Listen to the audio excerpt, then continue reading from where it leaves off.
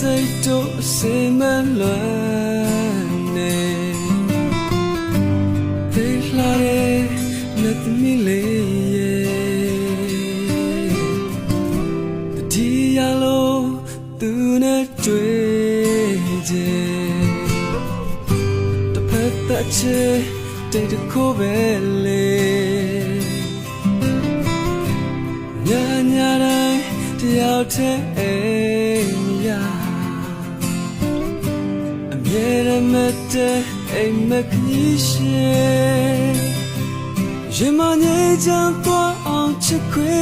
ပြုပါလေ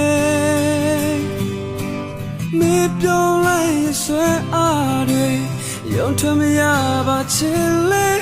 ဒီthe chilly that the day သွားမြဒီနေ